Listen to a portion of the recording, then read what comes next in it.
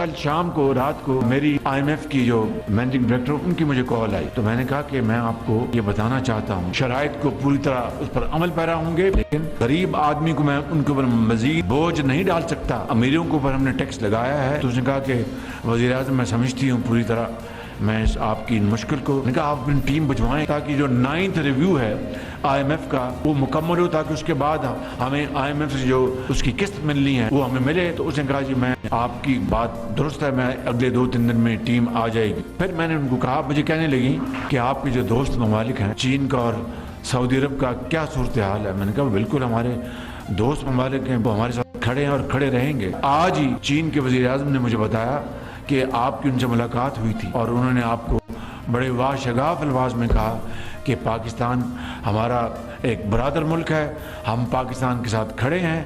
IMF کو آپ کو انہوں نے کہا کہ آپ پاکستان کی پوری مدد کریں۔